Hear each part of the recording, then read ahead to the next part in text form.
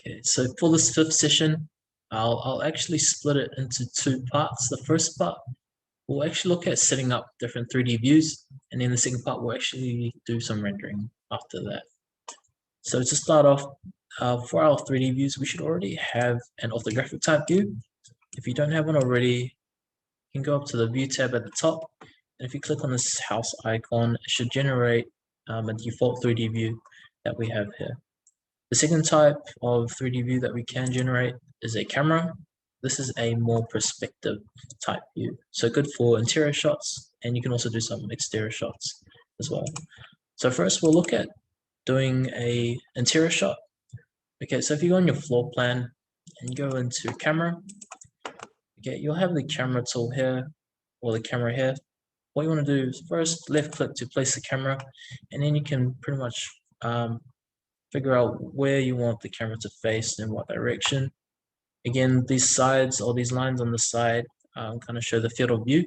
Again, you can always adjust that once you actually create the view. So left click again, and it should generate a perspective view.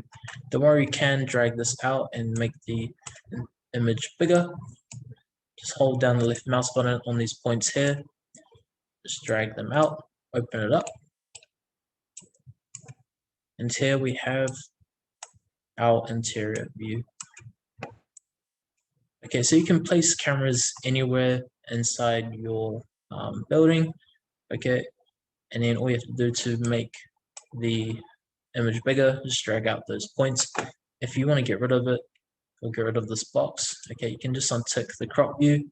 However, when you do this, again, you're working with the whole project, and it becomes quite difficult if you have to keep zooming in and out of your shot or zooming in and out to try and get your shot. So crop view is quite useful just to help kind of keep things in the box or keep things in frame, because when you use the crop box you can just zoom in and out without zooming in and out of the project, if that makes sense.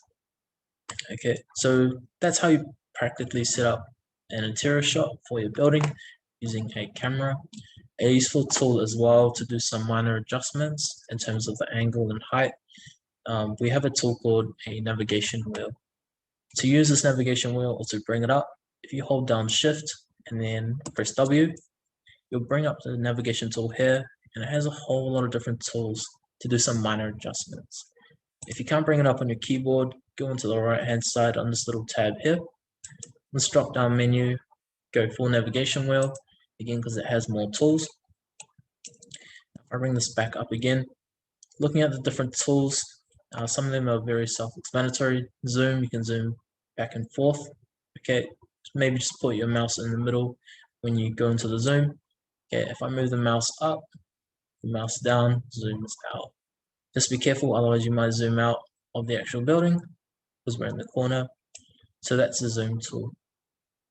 I'll leave the rewind tool for last. The walk tool, it's pretty much walking the camera. So if I hold down the left mouse button, and I go back, okay, you can practically walk the camera. So if I move it forward just a little bit, I can walk through the house. If I move it to the side, okay. Now we'll use the rewind tool. So the rewind tool is quite useful in case you stuff up your camera. So if I wanted to move my camera back to the original point, I'll use the rewind tool. Now if I do this, if I hold down the left mouse button and I drag it back to the left, okay, it should take me back to my original camera point. This is quite useful, again, if you just do a little mistake and the camera moves out of place and you want to get it back to that spot that you had. Okay, use the rewind tool and you can take it back to the frame there. What was that? Okay, so that's back to normal. So that's the walk tool, up and down. Again, you can do slight adjustments, bring the camera up and down, pretty much self-explanatory. The pan button is pretty much dragging the view, however, keeping it in perspective. Okay, orbit tool, pretty much what we do in our orthographic type view. However, just keeping it in the camera. Just be careful when you do orbit inside this view here.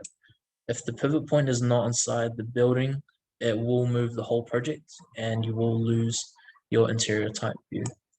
So just make sure that pivot point's in the middle of your shot. If it isn't, you can use the center tool. And what that does is that it pretty much puts the pivot point in the center or wherever you're putting, wherever your navigation wheel is. So you want to make sure this is in the middle, this wheel is in the middle, and then press center. And then that's one that, as we can see, there's put the point just on the chair. So if I orbit, again, the view orbits around that chair there. If I want the center point just to be back a bit, I'll put it there. And now we can orbit around that point there. You can always change this pivot point by using the center tool. I'll go back to my original type view here, using the rewind tool. And that is practically all the tools for the navigation. So again, these are good for little adjustments, just when you're trying to get that perfect shot if you want. And it's quite useful as well. But that's the basics for creating an interior type view. What we'll do now, we'll do another view for the exterior. So again, we've got our first camera there. We can do one for the exterior as well. So if you go into view, go into camera again. So I'll go on the outside this time and I'll keep it there, drag it up there. Again, if I want to widen this out, just drag this out. And again, you can use the navigation wheel just to do some minor adjustments. If you want to get a closer shot, use the walk tool, walk the camera a bit forward, move it a bit forward, just to get a bit more detail. Again, you can pan it, orbit. Again, if I want to change the orbit point, I'll move the mouse towards the middle of the project, go center, and now it should orbit around this part of the house a bit more easier. Okay, zoom in and out. But yeah, that's the basics around how to use the navigation wheel when using cameras as well. Also, if you want to find out where your camera is in your project, okay, go onto your 3D view. And then what you want to do is that to find which camera is where, or if you want to do some, or you just want to see where the camera is, right click on the view, okay, but make sure this is the view that's open. Right click on that view, go show camera, and it should pop up on our view here, okay, making sure that this view, that the orthographic view is open. Right click on that 3D view and it should show you where it is. It should do the same for this one here. If I go show camera, just say, oh, we should be able to see it on the outside. So sometimes it's just good to know where your different cameras are. Also, if you want to move them manually as well. But that's pretty much all. That's pretty much the basics for using the cameras and also using those navigation wheels as well. Be able to do those little adjustments. So those are good for perspective type views.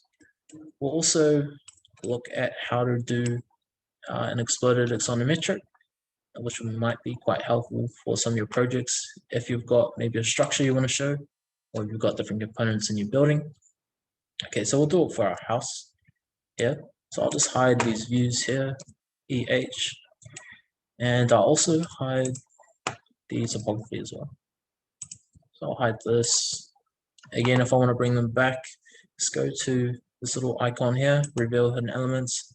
And if I wanted to bring them back, select them. And I can press unhide element at the top here, or I can press EU. Just a reminder on that part. Now to create an exploded isometric, or axonometric, sorry. What we want to do is that we just want to select what we want to really, or what part we want to drag out or displace. So if I want to put this roof up or drag this roof up, we want to select the roof. Now we want to go into this little tool here called Displace Elements. Okay, so I haven't got really too much to show for this little model here, but if you have a roof structure and you've got some rafters and you've got, you know, quite a interesting structure that you want to show in your exploded, by all means, show that. All you have to do is select it, and go back up to the little tool here, and you can drag it up. Okay, so if you're maybe exploding the roof in your axonometric, okay, you'll just drag it up a bit. And to show the path line, if we go onto the top here, should have some different options. and you should have this path tool. Now it should pretty much lock onto all the different corners. So I can do it on that corner there, this corner here. Okay, and that'd be for the roof as well. If I press escape, we can also do some for the walls as well. So if I want to explode some walls, maybe I'll change the view. I'll go around this side. I wanted to explode these walls. I would select the wall, and again I would go back up to this little tool here called Displace Elements. Again, instead of dragging it up, I would drag it outwards just along this plane here, and I could also drag out this wall here. So depending on what you want to show, again you can also explode different walls. And again, if I go back onto here, I'll edit that and I'll show the origin of where it was before. Same thing for this wall. I'll put it to the corners. Okay. You can also hide different lines as well. So if you just click on it, you can press delete. So if there's too many lines kind of like overlapping, press delete or Control-Z to bring them back. To change the movement, again, you can make it quite angular as well, depending on what you show. There is a matter of preference. Again, if you go edit, you can kind of move these different elements as well. That's something you can experiment in your own time. But that's how we kind of create these exploded axonometrics. Again, selecting the element or selecting the roof or selecting a part of the building, and then using, so if I select this, so if I select the wall, using this Displace Elements tool here, and it gives you the path line about from where it was exploded from as well. So this might be good depending on what type of project you have. Really, it's up to you. Might show structure, might show function, might show circulation. I'm not too sure, but that's how we create these exploded axonometrics. Okay, again, if you want to just reset it, press reset. Element, press reset, and then it goes back to normal. Again, if you want to bring it back, press that tool there. That's good to go. Okay, so that's how to create an exploded axonometric. Okay, also look at how to do a perspective section. Now, if we use an exterior type view, it's probably best to work with a perspective view, so using a camera. So we'll use our view here. I'll get rid of this crop box for the meantime. Okay, so we'll actually use the kitchen type view. So we'll do a 3D view over here. Okay, now to create a section out of this 3D view, if you go into the Properties tab and you scroll down to Extents, there should be a little box at the bottom of the Extents part for section box. Okay, how this works, I'll just show it real quick. So I want to select this box here. Now, if I move this in, okay, it creates a section and pretty much cuts off whatever's past that line there, past this part here. So if I bring this inside the house, it should create a perspective section. Okay, if I want to hide this box, so say you've got your section, so maybe do some little adjustments. So say that's good to go and you're happy with that part there. Again, if you select the section box, you can hide it. Okay, just like that. And then using the Shift W or just using the middle mouse button orbiting, you can get your 3D view. I'll use the navigation wheel just for little adjustments. So I'll get that. So again, yeah, this is good for just doing little movements. Yeah. You can use this orbit box as well over here if you want to get like some straight views. So I'll walk up to this.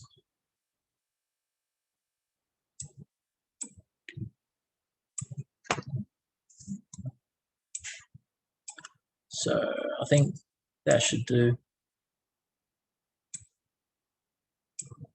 I'll walk up to it just a bit more so we can see a bit more. Okay, now we've got our view sussed out. Again, the crop view is quite important as well. This will, you will need to check, tick it, because when you export the drawing, you will need to make sure it fits on a page. Or you don't have to actually, but it's just good to frame it as well. So I'll close that. Again, I'll just move this in a bit. And now, from our last session, looking at the basic graphics, if we go into the visibility and graphics overrides, so VG on your keyboard, you can start to fill in these lines as well. So if you go onto roofs and start filling in all the different lines. So again, we'll look at the cut section.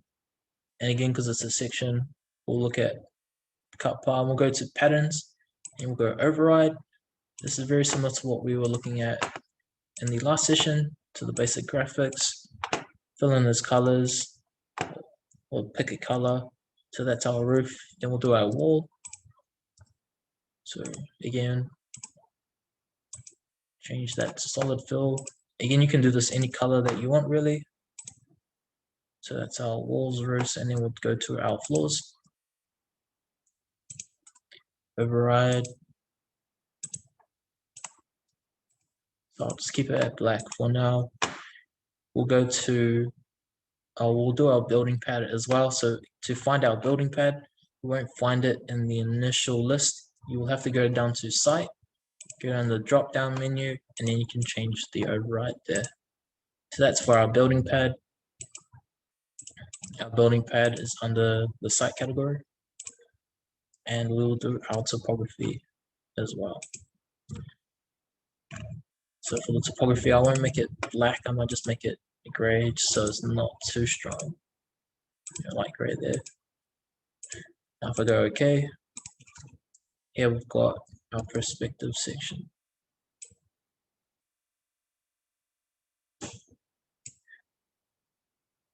Again, I might just drag this bit out. So that's pretty much how you set it up for like kind of a straight view, kind of like a straightish perspective section. Again, if you wanted it on an angle, again, you can just probably orbit the view and it out a bit.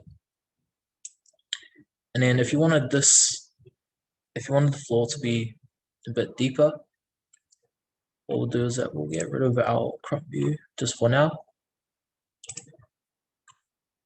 And we'll bring back our section view, our section box. Okay, we'll drag this bit down. Okay, to change the depth of your site as well, you'll have to go into massing and site, go down to the little arrow here. And now with this elevation, you just want to change this. So the deeper you make it, the deeper that you can really go into your section box. So if this is -500, if you wanted to make it quite deep, you can change it to maybe like 10,000 or 10 meters. I don't know, it's up to you. And then, so what you would do as well is for the section box, you would just drag that down a bit to make that a bit deeper. Okay, so if I bring my crop view back in, I'll just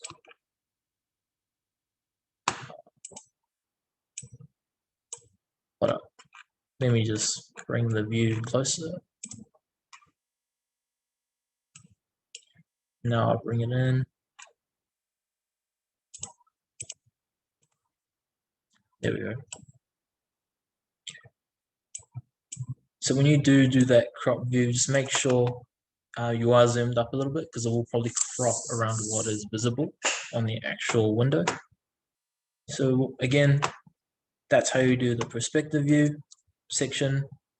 If you want it on the angle, again, use the navigation wheel, maybe orbit it around. Maybe change the height of the camera.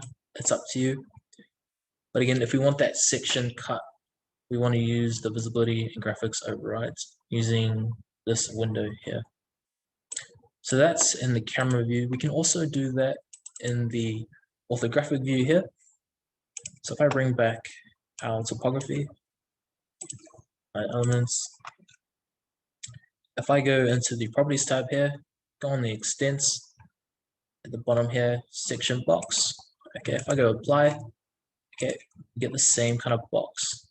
Okay, so maybe I'll do it from the bedroom side this time. Okay, so we get the same kind of view. So if you want maybe a more kind of isometric type view, something that's a bit more straighter, you'd probably use this 3D orthographic view. Again, you can hide this box. Same thing again, if you want to change or if you want to fill in the section cuts, again, you change the overrides on the cut patterns. Okay, go into solid fill.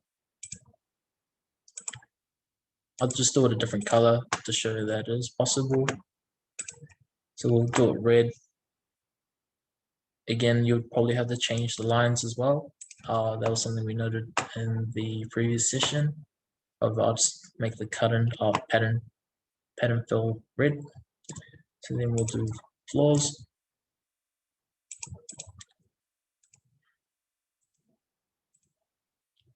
Do red. We'll do roofs as well.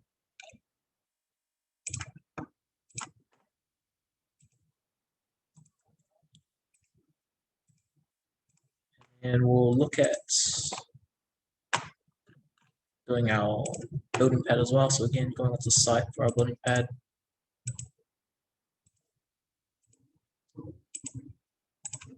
Okay, and last out to property.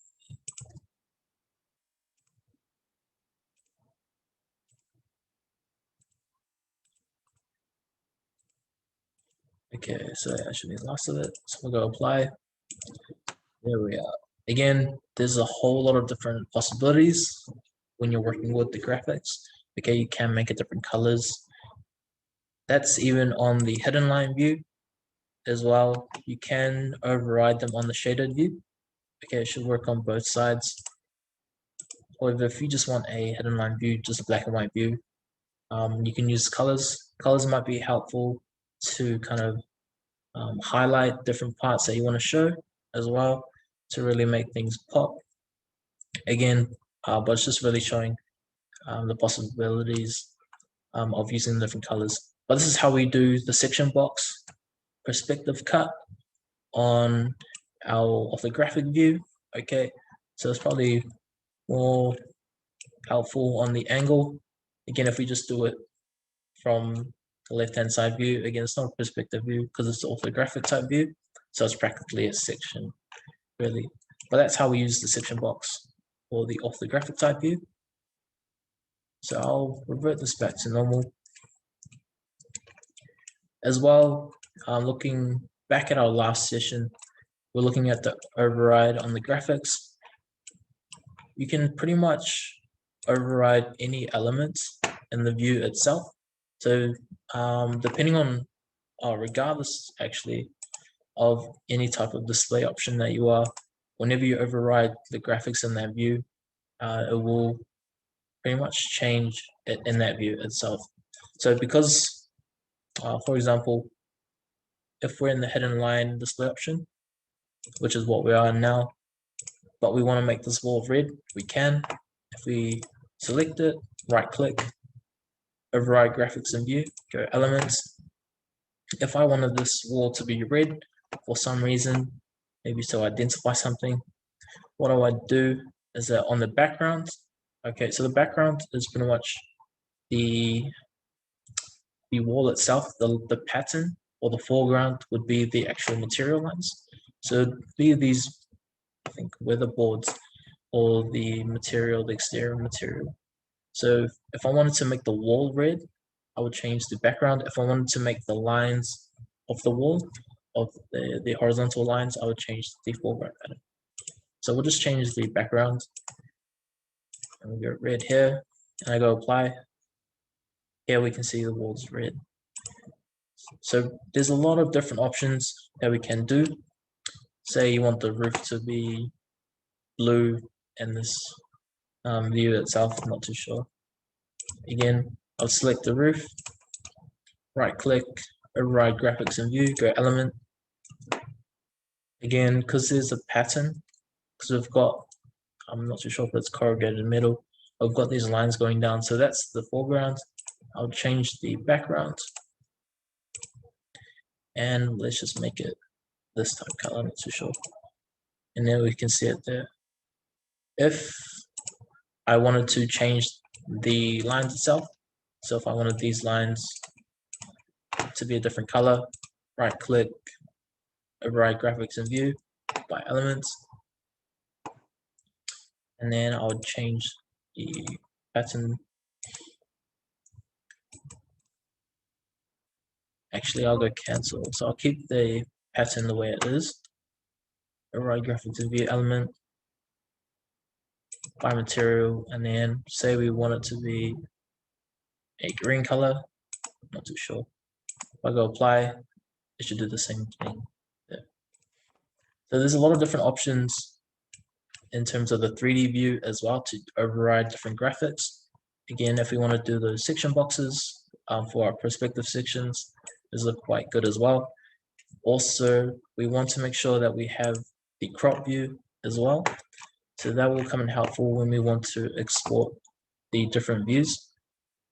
So just to show real quick, if we have a sheet here and we want to export our views, you don't necessarily have to have this crop box, but it's just good to kind of frame it.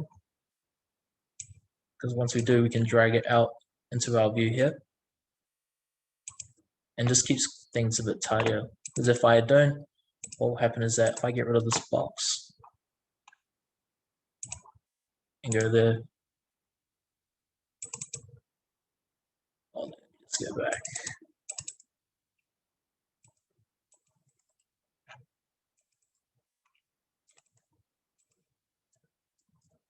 So I go there and I'll go back to my 3D view.